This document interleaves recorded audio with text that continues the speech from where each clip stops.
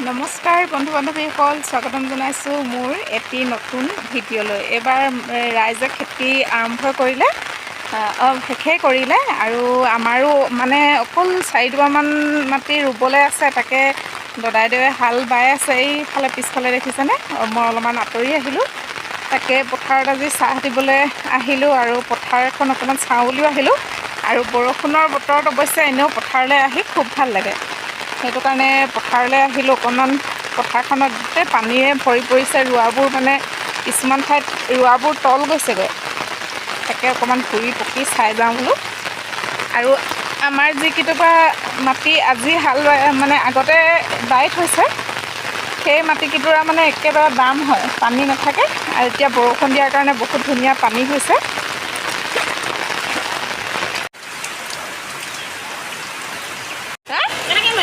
তিতি আকৌ 15 তাৰিখলৈকে দিলে কৈছে।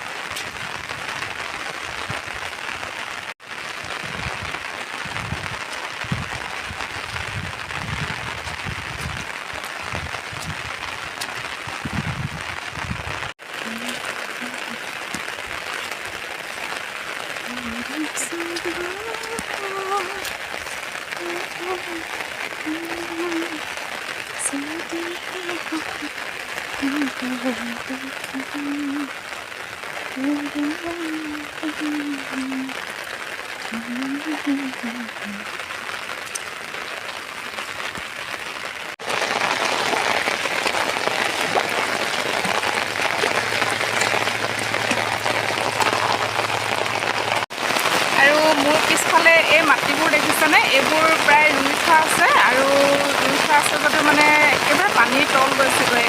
ৰোৱাবোৰ কি হ'ব ক'বই পৰা নাই। এই মাটিখিনি বহুত দ হয়, একদম ৰোৱা তল গৈছে। সেই সিফালৰ ডুবাটো মানে ৰোৱাই আছে। এনেকৈ পানীৰ তলত এতিয়া ৰোৱাবোৰ বাচিব নে নাবাচে মানে সন্দেহ।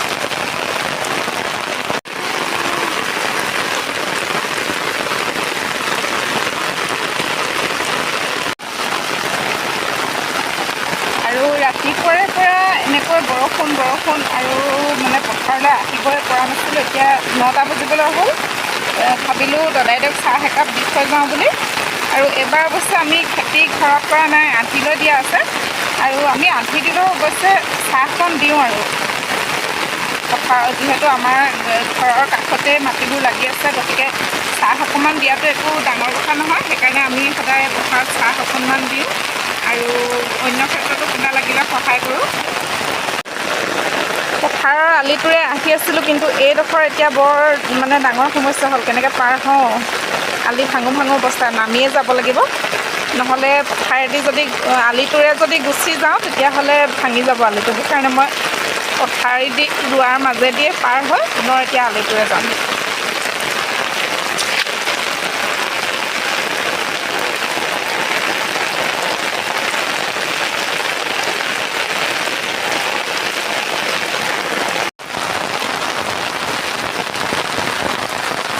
এনেকুৱাকৈ বতৰ বেয়া হৈ থাকিলে মানে যদিও ভাল লাগে, কিন্তু ওলাই আহিলে যেতিয়া মেঘে গাজে তেতিয়া মানে বিৰাট ভয় লাগে। তাতে হাতত মোবাইলটো। এবাৰ এনেকৈ মেঘে গাজোতে মই মোবাইলটো লগালগ ছুইচ অফ কৰি দিলোঁ। গতিকে খৰখেদাকৈ ঘৰলৈ যাওঁগৈ আৰু।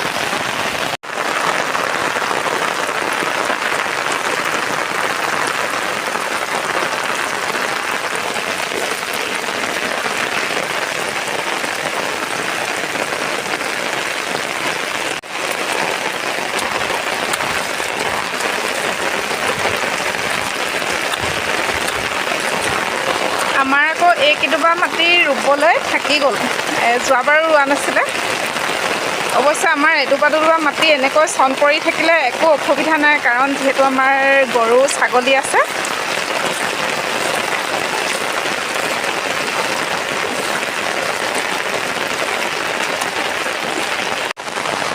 বৰষুণৰ বতৰত এনেকৈ পথাৰত আহি অৱশ্যে মই বিৰাট ভাল পাওঁ আৰু পানীবোৰ মানে পথাৰত নিজান পানীবোৰ খচি খুব ভাল লাগে। চাৰিওফালে গোটেই বৰষুণ।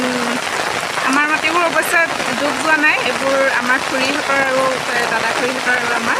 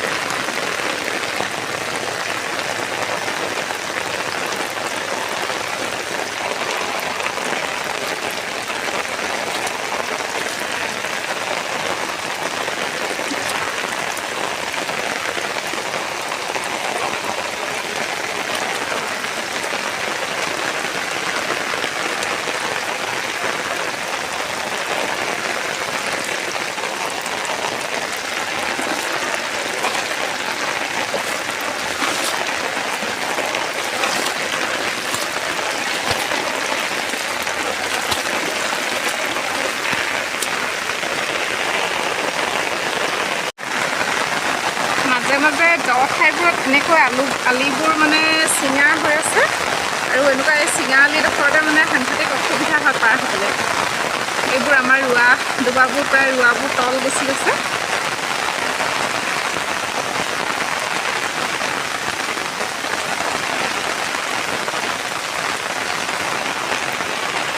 আৰু বন্ধু বান্ধৱীসকল, আমাৰ কঠীয়াতলটো একদম পূৰা পানী হৈ গ'ল। এইফালে বাৰু কঠীয়া নাই, এইটো ছাইডত চাওকচোন কঠীয়া আছে, আৰু এইবোৰতো একেবাৰে পানী হৈ গ'ল।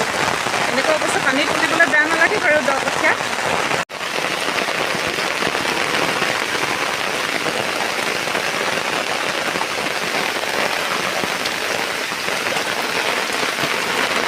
কৃষ্ণ ভগৱানৰ নাম লৈ কোনোৰকম ৰাস্তাটো পাৰ হৈছোঁ আৰু দেই প্ৰভু।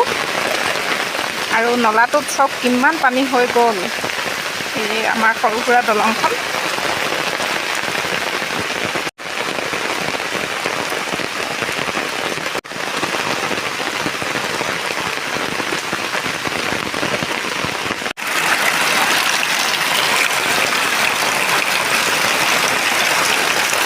আমাৰ বায়েক ভনীয়েক আৰু এইফালে খুৰী আৰু এইফালে চাওক আমাৰ পানী ধৰাৰ ব্যৱস্থা।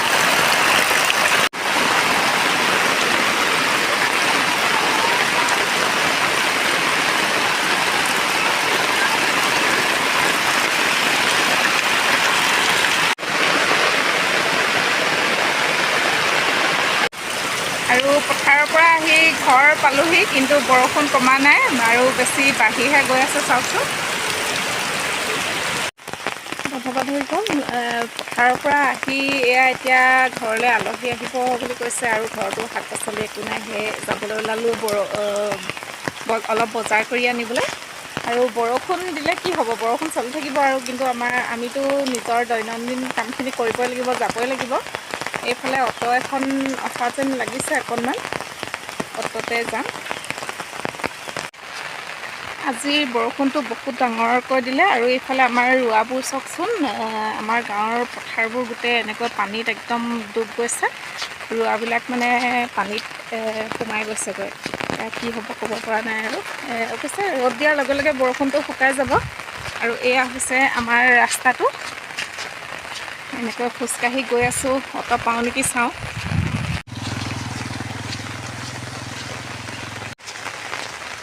আৰু বজাৰলৈ বুলি খোজকাঢ়িয়ে গৈ আছোঁ, অটো আহিব বুলি, কিন্তু আহি পোৱা নাই। এতিয়া মই ভালেমানডোখৰ পালোহিয়ে, চাওঁ গৈ থাকোঁচোন। আচলতে মই ৰৈ থাকি বিৰাট বেয়া পাওঁ, আৰু খোজকাঢ়িবলৈও মই ইমান মানে খোজকাঢ়িব নোৱাৰা বিষয় নহয়, খোজকাঢ়ি ভাল পাওঁ। ৰাতিপুৱাও সদায় খোজকাঢ়োঁ যিহেতু, সেইকাৰণে খোজকাঢ়িয়ে আহি আছোঁ। খোজকাঢ়ি অৱশ্যে ভালেই লাগিছে, বেয়া লগা নাই। অটো এখন পালে উঠি ল'ম আৰু, যিহেতু অলপ দূৰ হয়। আৰু মই আহি বজাৰ পালোহি। বজাৰত মই অকণমান শাক পাচলি লৈ লৈছোঁ, আৰু বজাৰতো সম্পূৰ্ণ বৰষুণ চাওকচোন, বৰষুণতে এইদৰে বজাৰ বহিছে।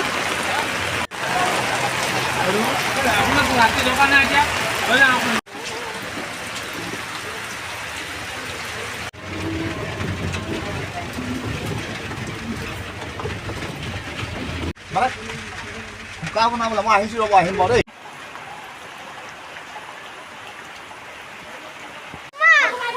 বন্ধু বান্ধৱীসকল ইতিমধ্যে আহি পালোহি আৰু এয়া চাওকচোন আমাৰ চোতালত পানী আৰু আমি সৰুৰ পৰা ইমান ডাঙৰ হ'লোঁ কিন্তু আজিলৈকে এনেকুৱা পানী হোৱা কেতিয়াও দেখা নাছিলোঁ বৰ মানে আচৰিত লাগিছে দেখি পেলাই বজাৰৰ পৰা আহিয়ে দেখিছোঁ একদম মানে চোতাল ভৰ্তি হৈ গৈছে পুখুৰীটো সম্পূৰ্ণ তল মানে দেখি আচৰিত লাগিছে আৰু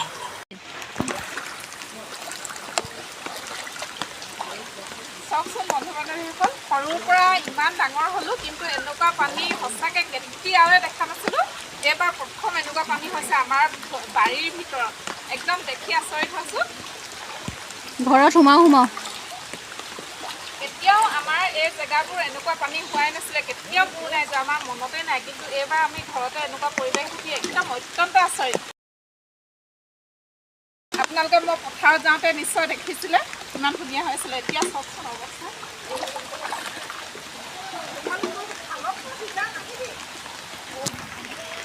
মই যে নোৱাৰোঁ দেই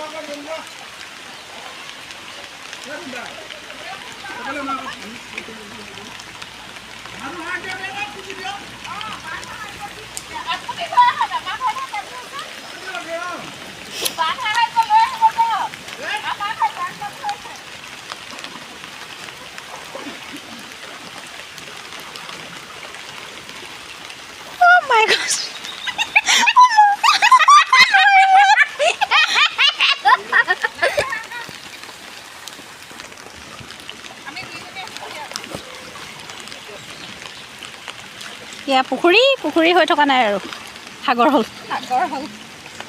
এইফালে আমাৰ ৰোৱাবোৰ গোটেই ডুবি গ'ল চব মানে ফিনিছ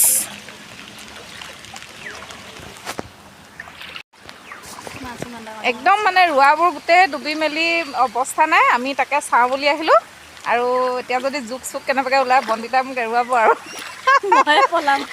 মোৰ আকৌ জোকলৈ বেলেগ ভয় লাগে এইফালে চাওকচোন আমাৰ একদম চিন চাপ নাই ৰাতিপুৱা মই এইফালে দিয়া আহিছিলোঁ পানী হৈ আছিলে এতিয়া সম্পূৰ্ণৰূপে ডুবি গ'ল এনেকুৱা পানী আমি সৰুৰ পৰা ইমান ডাঙৰ হ'লোঁ কেতিয়াও দেখা নাছিলোঁ আৰু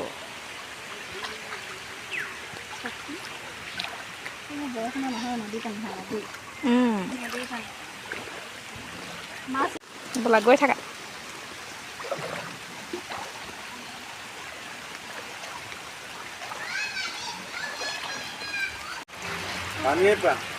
পানীয়ে প্ৰাণ আৰু এইফালে আমাৰ বানপানী হৈছে আৰু ভাইটিহঁতে মানে সাহাৰ্য দিবলৈ আহিব কৈছে আৰু বান সাহাৰ্য মাছ গুচি গ'ল বহুত মাছ মেলিছিলে এবাৰ চেল্ফি কেনেকৈ ভিডিঅ'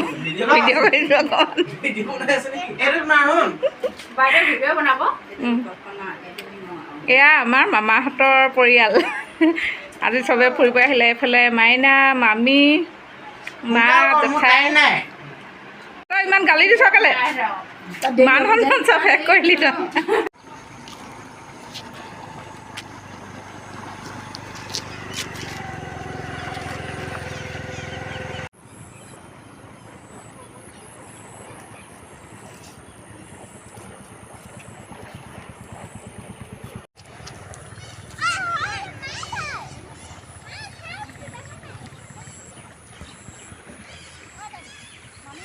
আৰু অৱশেষত আলহী দুলহীবোৰ গ'ল আৰু খাই বৈ মামা মামীহঁত গুচি গ'ল আৰু এইফালে চাওকচোন আমাৰ একদম পানী মানে ৰোৱা একদম শেষ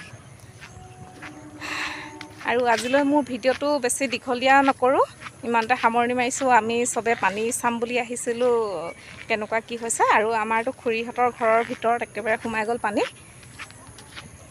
আজিলৈ ভিডিঅ'টো ইমানতে সামৰণি মাৰিছোঁ আপোনালোকে ভিডিঅ'টো চাই কেনেকুৱা পালে জনাবলৈ নেপাহৰিব আৰু মোৰ চেনেলটো প্লিজ ছাবস্ক্ৰাইব কৰি দিব আৰু কাষতে থকা বেল আইকনটো প্ৰেছ কৰি অল কৰি দিব ধন্যবাদ